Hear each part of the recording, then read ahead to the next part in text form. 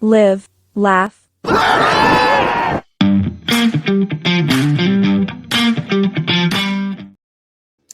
How's it going, everybody? This is Daniel. You're listening to Live, Laugh, Lariat. And this week, we are joined by the Mad Dog himself, Blade Brown. How are you doing tonight?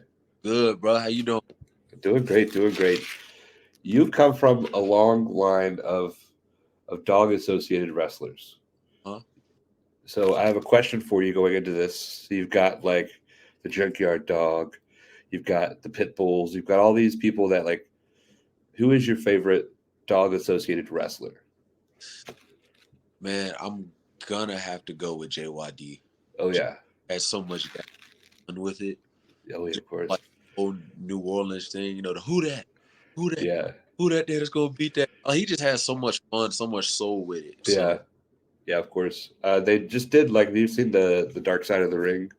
yep. They did one with him, and I don't think a lot of people know just like how big of a star he was before he went to WWE, and they kind of didn't really use him that well. But Yeah. dude was, not only could he like talk, but like I think anybody that got in the ring knew that if they wanted to, like, he could beat your ass, like, just with a drop of a dime. So, which kind of like reminds me of your character, which we'll get into later.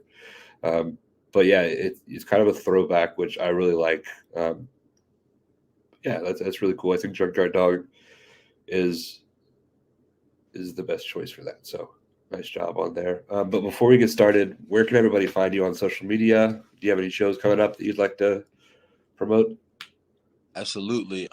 So first off, my Instagram, you can find me at Blade_MD_Brown. My Twitter, it's just a little funky right now. I'm having to reboot it back up, and I don't know. It's not letting me load my options or anything from the phone, so I'm gonna try to load it up from the desktop. Okay. So you can find me on Instagram, Blade_MD Okay. Brown, Facebook Blade Brown, and then upcoming shows. You know, Wrestle Revival August 26th at for Firestar. I'm gonna be there. Most likely gonna be in this Fatal 4-Way match. Um, I'm gonna be September 9th. I'll be at Colonial Beach High School in Virginia for Mid-Atlantic Territory Wrestling. And then I'll be back up there at Penn Laird, Virginia for Mid-Atlantic Territory Wrestling. Awesome. And for that Firestar match, that's the one where people have to vote for you, right? Yeah, absolutely, yes. When does the voting end, or is it already ended? So it's weird because they're doing a pre-vote leading up to the show. Yeah. At the show, during the Fan Fest, which is like our pre-show, our kickoff show, there's like a last-minute vote. Okay. You know, so anything can happen. Yeah. So if you're listening to this, vote Blade Brown for the championship match against Oliver Sawyer. I think we'd all like to see Oliver Sawyer get taken down a peg. But whether voted in or not, I'm gonna win that Fatal 4-Way later on. That belt's coming home with me at some point. So yeah, depending on how soon that happens, depends on you guys. So vote. It's on Firestar's socials. You can find it. Yeah, we're gonna be there. That's gonna be an awesome show. Stacked card. Super excited to see you wrestle again. That's always a treat. But you're a wrestler now. That wasn't always the case. Everybody kind of starts out as a fan, but where does your journey as a fan begin with professional wrestling? Yeah, man. So I used to stay in the same house with my uncle when I was a real little kid. He's a huge wrestling fan. Everything, video game shows, all that. So he kind of put me on to it. And I remember I would used to watch him play one of the old WCW Nitro games. And I just always thought that game was like really freaking cool. He even let me get it once he upgraded systems. And so my first kind of exposure was the video game, WCW Nitro, and I would see Rey Mysterio Jr., Oh yeah, Goldberg, you know, those types of guys up there. As far as watching goes, I was a little kid. I was spotty here and there, but that era of Smackdown, like 2005, 2006. Oh yeah. You know, when Booker T had just came over and Batista was large, and then Charles Ashley just popped out, and Brian Kendrick and Paul Linden are going ham in the tag team. Dude, that era where I started watching religiously. Yeah. Myself on my own. Yeah, that's exactly what I started watching too. Like Yeah. everything you just named. You mentioned Paul London. That dude does not get enough credit At at all. all. Dude was so good for like just and nobody really talks about him. I know it's insane because he was like talk about a phenomenal athlete Yeah. who can, I mean, put the spots together and tell crazy good stories. Yeah, of course. Throw him anywhere and he gonna make something happen. He Yeah. was so. I loved watching them too as a kid. Yeah, yeah, of course. The Heidenreich came in at that time, which was weird. Where they did the Road Warriors thing that was kind of forced. But Yeah. that was like yeah, Batista, you had the Eddie and Ray, Dominic, like that's my childhood. I just started rewatching that because I want to find the exact episode that I started watching, Uh-huh. and it's like nostalgia. If you ever get a chance, like it's really cool because you can kind of like be a kid again. But yeah, I'm definitely familiar with that time period. What about wrestling kind of drew you in as a kid? Man, it was just always the stories. Like the big powerful moves and stuff, that was Yeah. cool. But it was always the stories because I would just be watching and like for example, MVP when he first popped out Oh yeah. and he was like just cocky, talking junk, this, that, and the third. And he had the balls to get into it with Kane and the Yeah. brothers of destruction. So it was just like, yo, this man is out of his mind. Does he know what he's doing? Yeah. Like it's just like those stories, just like those moments where it's just like, yo, that really just happened. Yeah. It was always just the stories and the progression of things and how it always kept me coming back. Like, what's gonna happen next? What's gonna happen Yeah. next? Happen next? Like Yeah. those 2 hours wasn't enough, man. I needed more. Yeah, yeah, for sure. And I didn't get cable, so it was always like just SmackDown for me. Like Same. Raw happened, but like it wasn't until a couple of years until I like figured out who Triple H was. So that was kind of wild. You mentioned the stories. What are some of the stories that kind of like really drew you in? If you can remember like a favorite match or like a favorite feud that led up to a match. Uh man.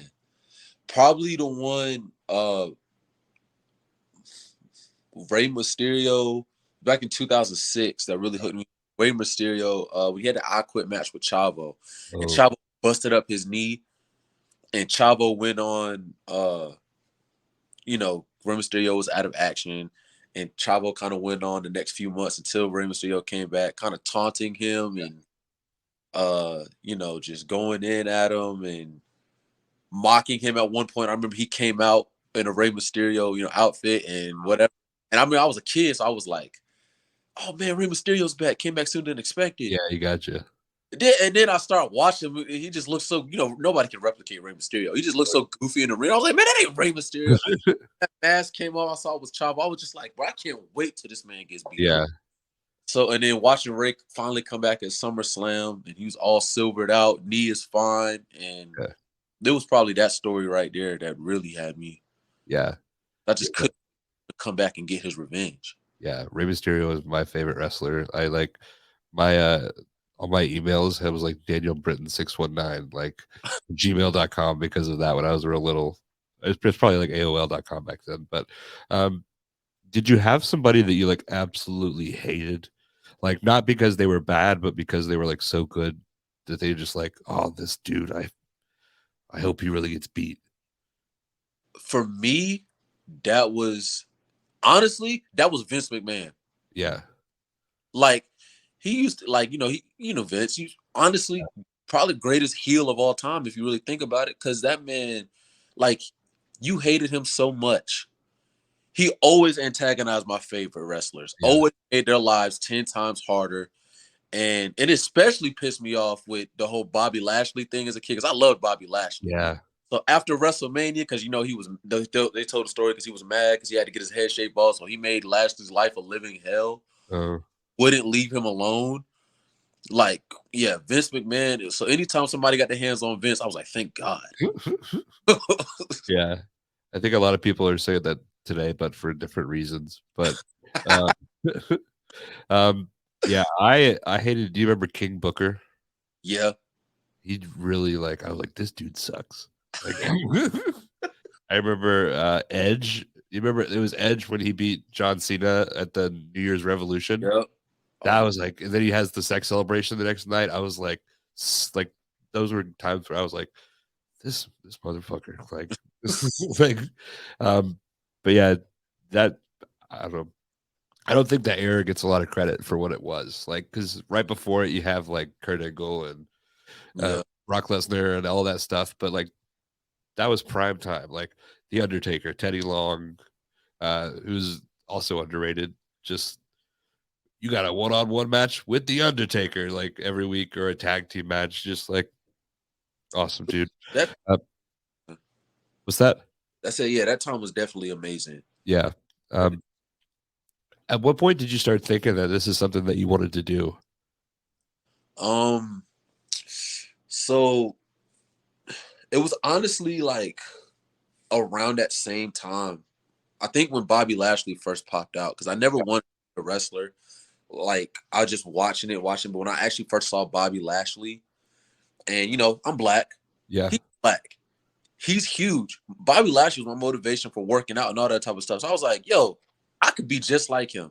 Yeah. It was kind of when Bobby Lashley really came out and started kind of, showing his dominance all over the place. Yeah. And of course, like I played football and everything. So I had my NFL dreams and whatnot. Didn't really know how to get into wrestling.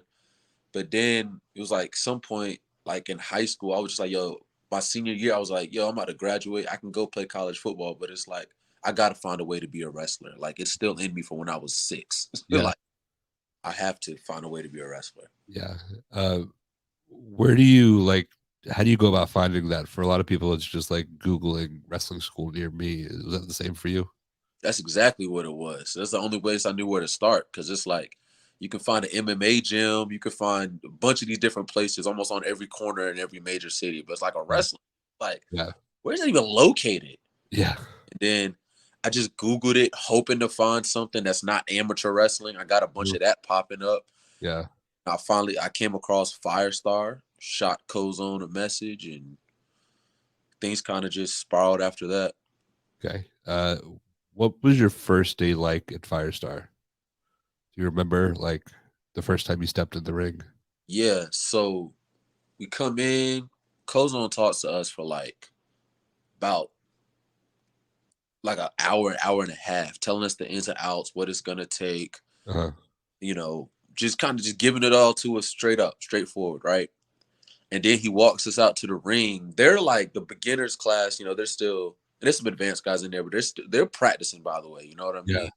But he walks us out. This is back on Medley Street. He walks us out and he just tells us, hey man, fill the ring out. So I get in there. I just got chills once I got in there. I was like, yo, I'm in a wrestling ring. Yeah. Like this is childhood dreams coming true. And then he taught us how to bump. And then I was so nervous my first time because I was looking up stuff on the internet, like what does a wrestling ring feel like? Yeah. And from there you get all sorts of people's opinions or whatnot, like, oh, Yeah. it's not bad or whatever, to just the worst pain I've ever felt. Yeah. And oh well, I paid my money and it ain't Yeah. turning out. So it was fun, it was smooth, it was just really surreal for me because it was like, yo, I can actually make this happen, you know. Yeah. So it was surreal. That's how I have to say it was surreal for That's me. all, yeah. I've heard a lot of people say like the like getting in the ring is like almost like a dream come true because it's like something you see on TV. It's always close, but not close enough, and then you just get to walk in there. It's got to be pretty cool. Um, when you were training, did you have any idea of what you wanted to do, what you wanted to be as far as a wrestler goes? You talking about like character wise or Yeah, like character in ring, like kind of what kind of moves you wanted to use. so I knew that I wanted to do like a lot of slams like, and a lot of throws, Yeah, belly to belly suplexes, all that stuff. I freaking loved. I've always just had a thing for the big, strong, brawling, powerful dudes, and I yeah, want of course. feel me. As far as character goes, I had bounced around from so many different things in my head at the time. Uh-huh. Um, I settled. I don't want to say settled. I don't want to use that word. It's a terrible way to put it. Yeah, But I thought of, the dog thing because I'm like, it's old school and it's cool. Yeah. It's something that's low key been a part of me. Like I've just always been, I guess you could say, taking on a dog like persona and everything Yeah. I've done. And I can kind of attribute that to my dad Yeah. because that's just, I don't know, it's just the way he kind of brought us up. Yeah. And as far as like the mad dog thing, there were different types. I thought a wild dog, alpha dog, so many different. I got so many different versions of the dog in my head. So many Mhm. different I can portray with it. Like this is really just the beginning. But I Yeah. set on Mad Dogs. I was like, it's simple, it's easy, and it give me a nice start. Yeah. Mad Dog 2 is also like you've got like the mad, like angry, but also mad, like there's something like a little bit off. Like this Hmm. is a guy that's coming in the ring. You don't know what he's going to do. You kind of go anywhere. So that's got a cool double meaning there. Um, were you said like a lot of throws, a lot of kind of slams. That seems very Bobby Lashley-esque. Were you like, I'm going to do all the stuff I've been watching Bobby Lashley do for all these years? Yeah. It was like some of my main Lashley, uh, Kurt Angle, um, and then Monty Brown. Oh yeah. Some of those guys and everything. But then, as time goes on, I kind of started learning about, protecting yourselves and your opponent and, Mm, different things. I'm like, yeah, I should probably start investing, like doing some more like finesse moves too, yeah. some cool things. And so I just kind of try to incorporate all of that into the mix. Nice. I know that like Kozone gives you guys like a different wrestler each week to kind of look at. Has there been an instance with that where you've like found somebody that you're just like weren't aware of and like kind of fell in love? Like for me recently, like Kenta Kobayashi, like I never was familiar, and then like I watched like an hour-long match of his, and then it was just like all I could watch. Have you had a moment like that in your training yet? Yeah. So told me, well, for me, but not necessarily the ones that he's put in the chat Yeah. to go watch, but for me personally, they had brought up Mad Dog Vachon, Oh yeah. really, older guy. That man was crazy. Mm. Him and Scrap told me to go back and watch it. That man was, Yeah. and I was just watching him and looking through his stories. And I was just like, yo, like the way he just really Mhm. like in like just put himself into that character, the way from the way he just walked out, to the look in his eyes and all that. It was just like I found myself watching him like days straight, just like trying to kind of take from him, but also make it mine. Yeah, of You know course. what I mean? Mhm. Because I don't want to be a carbon copy of anyone. Yeah, of course. And From make it mine. yeah, I think you've done a good job with that. Um, where do you kind of like when you first started with the character? Is it how much has it changed since like now? Like what all has evolved through that over the time? So at first it was come out here, just act like a dog. Okay. You feel me? Yeah. Bark, sniff, whatever. And it was kind of like, um, in a sense, kind of like a playful thing. Mhm. What I mean? And then, but as time got on, and people started investing in me a little bit more, and then I kind of started incorporating my actual background into who I am. As you see, like I walk out with the football jerseys and stuff. Yeah. You know what I mean? Uh, so now it's gone from just being, oh, just I'm just acting like a dog. Like no, like Yeah. he's this intense beast. He's Yeah. always been this. And it's shown in everything he's done from football. You notice I wear boxing shoes. I'm gonna upgrade from that, but I wear the boxing shoes because like last year I won a tough man competition Uh-huh. under the nickname Mad Dog in West Virginia. Mhm. You feel me? Yeah. So it's like now I'm just kind of incorporating my actual background Yeah. and kind of starting to show like the more human side of me Of course. character. You feel me? To get people I'm trying to work on getting people to relate more to Mhm. me, Yeah. for all the men more. It definitely makes sense. And I think you're doing a pretty good job with that. Like, I think the last time I saw you was it not Revival, but the Battle Royal, or was it the one Spring Break for Firestar? The most recent one was the battle royal. It was Okay. the Firestar Rumble. That was the most Yeah, yeah. recent. Okay, yeah. I think judging from that, I think you're doing a good job. But can you walk me through what a tough man competition is? Like, what are all of the requirements for that? Oh, so really, tough man competition is anybody who thinks they're the biggest and baddest thing walking out there can come into the ring, throw some gloves on, and prove it. Okay. The rules is you can't be like a professional fighter. You can't be you can't have more than like 5 amateur fights. You Uh-huh. know, and it's just you were classified into 4 different weight classes or five. I think it was five. I fought under the 215 weight class. This is up in West Virginia. So you know what Rough and Rowdy is, right?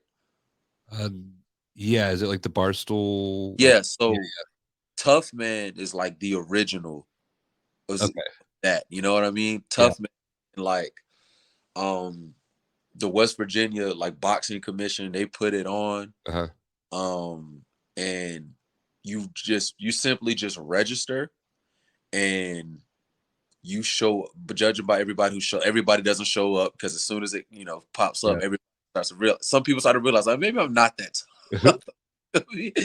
And then you just getting in there and last you fighting through a tournament bracket. The last person standing wins, and you I won my bracket, the 215 bracket. I got a jacket for it and $1,000. oh shit, that's nice. Yeah, the runner up got like 500 and a plaque. But it's just if you think you tough, come prove it. What made you want to do that? Like, how did you find that, and like, what made you say, "Hey, I'm going to go do this"? So I boxed a little bit when I was a kid. When I got done with football, like I knew wrestling was coming up, but I just like still wanted to stay like in a realm of like hard hitting competition. You Uh-huh. feel? So Yeah. I went back into combat sports and everything. There was this gym right around the street from my college, and walked in there, and I started doing the boxing and the Muay Thai classes. So I just kept doing it, kept doing it, kept doing it. And then the trainer, I just asked him, I was like, yo, is there any sort of competition that I could do just to kind of, see where I was at, whatever. Uh-huh. And then he talked to me about the tough man that was coming up in about 2.5 months in that area. I was like, screw it. Why not? Is that something you like trained harder for, or were you just kind of continuing to do what you were doing? I trained harder for in the sense in what I did outside of the gym because at the time, like I said, I was coming off playing football. I was like 230. Uh-huh. The weight classes after 215, it went from 216 all the way up to Oh, 400 pounds. Bro, yes. I'm not fighting no 400 pounds. No, I'm not fighting Butterbean. I'm not. Yeah, I was just about to say Butterbean. Yeah. Yeah, screw that. I'm not doing that. So I had to really discipline myself in the way that I ate and conditioned and all of that stuff. So I dropped the pounds. I remember I weighed in at around 212 pounds that day. uh, And like I was like as chiseled as I could be.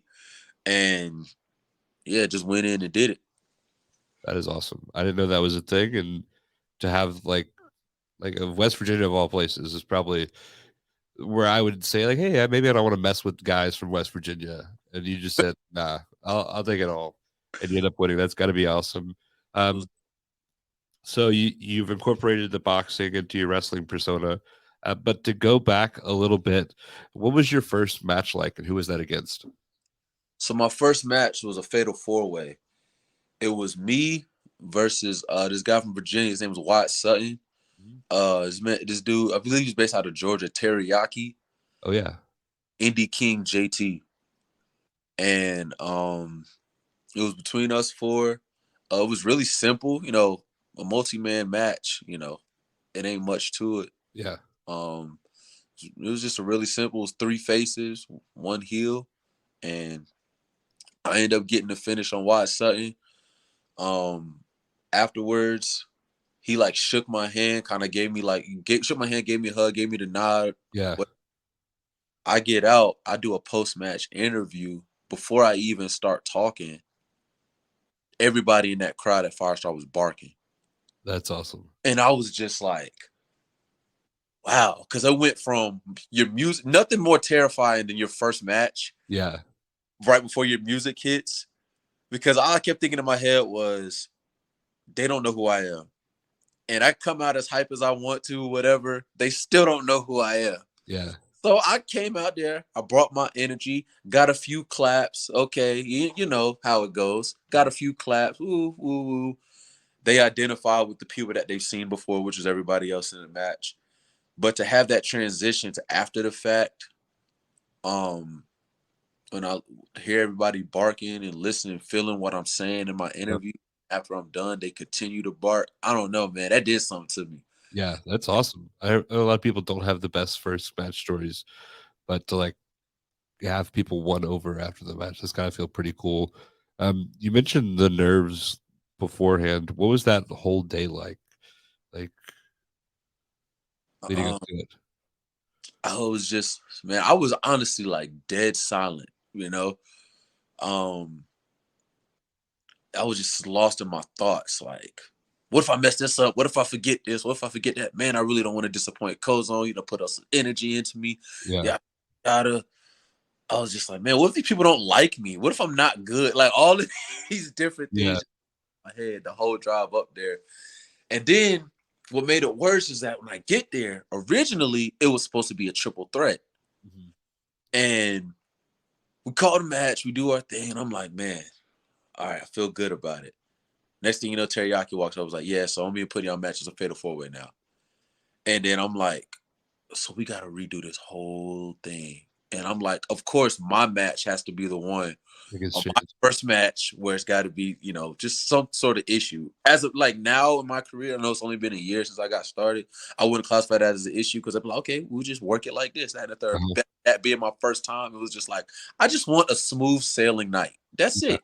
And that's not what I had. Yeah. I mean, yeah. And the whole time I was just telling myself, you know, hey man, just go out there and do what you've been trained to do. Yeah. Wouldn't be out there if you couldn't do it. Of course. How far into your training was your first match? So technically speaking, I was training because I started training while I was playing college football. So I was training since 2019, kind of off and on. Yeah. So I think collectively it was probably about 8 months of Mhm. actual training, although it was a span of 3 years, Yeah. you know. Mhm. So you have this match, the people react to you. You got to be feeling good. Moving forward, like, has there been a match where you've gotten in the ring and you're like, I belong here, I've earned this? Like, what was that first moment like for you? It was when I wrestled Kozone Mhm. at the Fracture Factory. It was a you know, it's in Wilson Mills, North Carolina. It Uh-huh. was a birthday show put on for Michael Devine. Mhm. So they put me up there and I wrestled Kozone. And ironically, this was a week after I had the worst match of my life, worst Yeah. match of my life ever. And I was like nervous and everything because the way Kozone does us as his students, he's like, we'll call it, we're out there. Mhm. I'm just like, bruh, I just had the worst match of my life. Now you tell me I gotta call it when we're out there. Why can't we just walk through something, whatever? Yeah. Kozone, like, I would try to ask him questions. Kozone was funny, man. Intentionally ignored me, which was by design because Yeah. he wanted me to have that confidence. Like, yo, you can do this. You can be a good worker. Relax, calm down. He Yeah. intentionally like ignored me all the way up until it was time to walk out the curtain. Yeah. He said, "Let's go," in the most Kozone fashion ever. Walked out there. We went out there. I just listened, and bro, we just like it was. We had a great match, and then Scrap came up to me afterwards. He was like, another dog that I looked up to. Yeah. He comes up to me and he's like, he was just impressed, and then he was like, that was all on the fly. I was like, yeah. He just shook his hand, shook my hand, and Yeah. I was just like, word. Like I just felt so good. Yeah. You mentioned Scrapyard Dog, who unfortunately isn't with us anymore. Anytime somebody brings him up, I like to just like ask if you have um, like a memory or a story about him that you just like for people who may not know Scrapyard Dog, what would you tell them? Man, Scrapyard Dog is one of the most genuine people like I've ever met. Talk about somebody who out here that really was doing everything he can above and beyond to help you Mhm. in spite of whatever he had going on or whatever. He really, really, really wants his business to move forward in the most prosperous way possible. Yeah, Me and that's just, and he'll tell you like it is all the time. If something was ugly and it was bad, he gonna let you know. If something was good, he's gonna let you know. yeah, And it's just and he doesn't shy away from giving praises where it's due, and he doesn't shy away from giving criticism where it's due. But it's all to always just make sure that the business is left better than he found it. yeah, That's what he always told us. I want to make sure it's better than I'm leaving it better than I found it, and that's what his whole goal with us was. yeah, yeah. And I've heard a lot of stories about him doing the same thing, like all the way back to when Rob Killjoy started, like taking him to shows, buying him meals. Like, just sounds like just a great guy that I don't like. Before we started doing this, I wasn't really aware of who he was, and like doing these, I've learned like, and I don't want anybody else to be in that situation where they don't know who Scrapyard Dog was. Uh, how was he with your character? Like with him having like the dog, is that like kind of like a like the Andersons, like kind of this like prestigious wrestling thing where like you gotta look out for another? Yeah, it was. At first, of course, as you could probably guess, it was probably just like, oh Lord, Hmm. another dog, somebody out here trying to. But I did a practice match with Cozy, Uh-huh. and Rap was there, and immediately he comes up to me afterwards, and he was like, "Yo, that was dope, but I'm gonna help you make it yours, make Uh-huh. it unique, and just make it better." And I feel like I have, I have the right to say this, but before he before he passed away, Hmm. he had told me he was like when he retired, before he retired, he wanted to have a match with me, Hmm. and he also wanted to give me his chain. That's awesome. Fortunately, he wasn't able to do that. Yeah. Obviously, he passed away. But back in January, and this was crazy. It was January. We had a show on my birthday. Mhm. Ironically, that was also the same night where we had our graduates recognition for Firestar. Yeah. And I came out to receive my certificate, and then Cozones stopped it and was like, told the story about how Scrap was like really into me and all that stuff, Yeah. helped out. And he was like, and he turned around, reached in the bag, and he gave me Scrap's chain because he said he always knew that that's what Scrap wanted. Yeah. And So, go ahead. yeah, so like, yeah, he was looking out for me for sure. Is that something like you keep, or is that something that you like bring to the ring, or is it like something you like have like in a safe space? I uh I keep it with me everywhere I go. It's in my gear bag. I do not bring it to the ring with me at all times. I only will ever use that for special occasions. Like when I had the dog collar match with Manny, Yeah. that was thus far that's the only time I've ever used it. But this wouldn't be one of them things because it's special to me. So now it's like as far as my character goes, if I bring that out, You know I'm it's this and yeah. somebody in trouble. You feel Yeah. me? Yeah. That's awesome. There's a lot of like think of like Finn Balor, and then you've got like Bray Wyatt, who all you have these like big match personas. So that's cool that you're doing that, and you're also honoring somebody that meant a lot to you in doing so. Um, for the dog collar match, how do you prepare for that? Or like, I guess I'll jump back a little bit. When you pick a dog, like kind of character, are you like, okay, I need to prepare. I'm going to have a lot of these matches over my career, or is that something like that was kind of an afterthought? I honestly was an afterthought. I know it's gonna pop up at some point. Uh, I didn't expect it to pop up when it did, but I was glad it did. It was a lot of fun yeah, and trying to have more, to be honest. yeah. Walk us through like the psychology and planning a dog collar match? Like, how do you prepare, like mentally, how do you prepare for it going to the ring? And then once you're doing it, how does it differ from a regular match? So, and then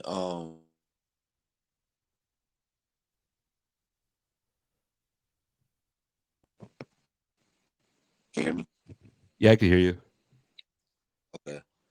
As far as preparing for it goes, um, first things first, you're gonna tell yourself some of this might hurt, so just get over it.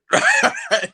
You're Yeah. gonna just get over it. All right, that's not what this is here for. We're here to put on a great match, great story, great show. Um, Second of all, um, always wanted to tell myself that the whole story behind this thing is the chain. So the the story, the psychology behind the dog collar match, or matter of fact, any match that has something, a special stipulation added to it, but with the Yeah. dog collar match, this story began way before that this match was announced. Mhm. So as far as me and Manny goes, he um he always found the cheap way out against me. Uh-huh. Now going into this match, you can't go nowhere. You can't run. You can't run from me. Feel me? Yeah. So, so like putting the match together and then going into the match, we always wanted to make sure that this chain is the most important thing in this match right now.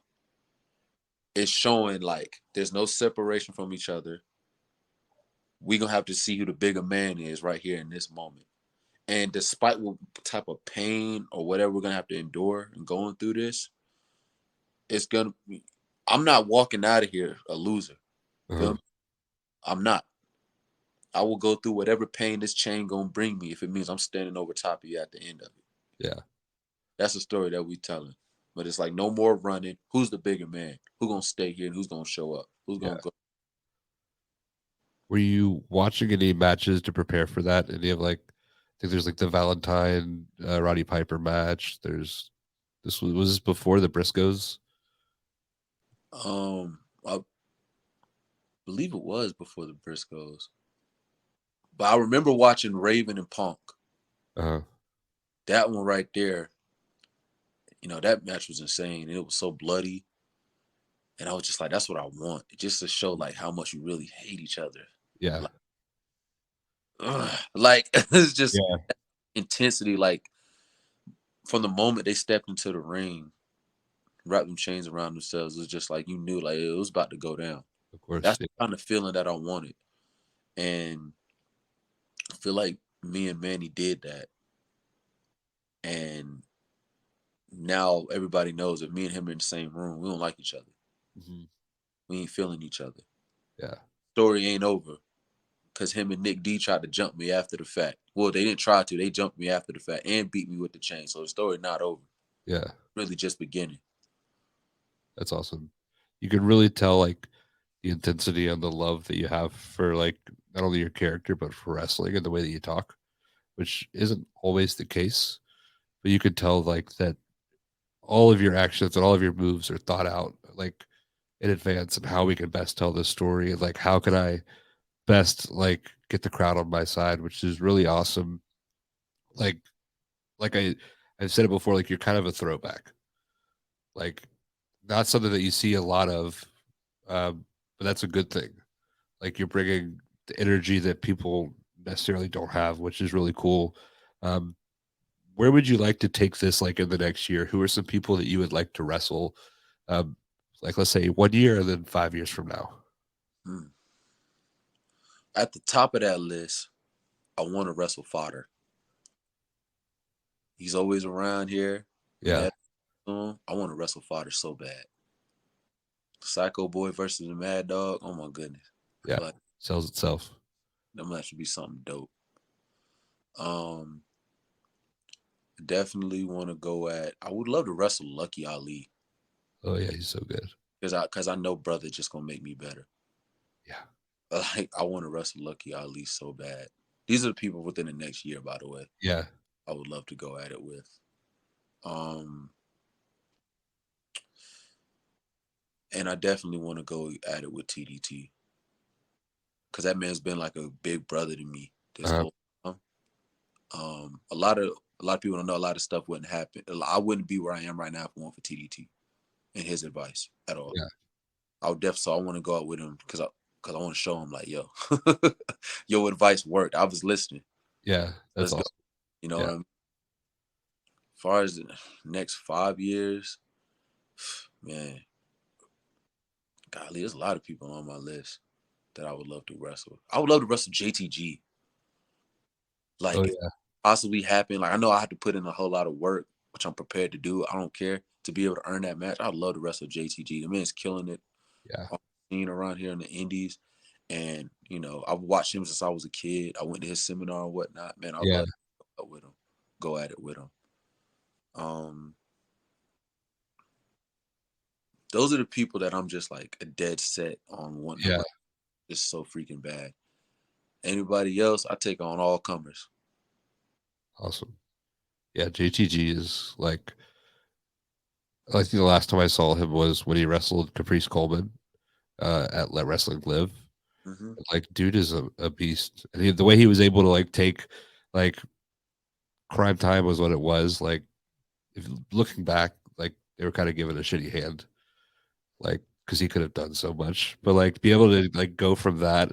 And like when you say JTG, my first thought isn't Crime Time. It's like this motherfucker who is like just a bad motherfucker. Like out of the Indies is really cool that he's been able to do that, and I think a lot of people would love that match.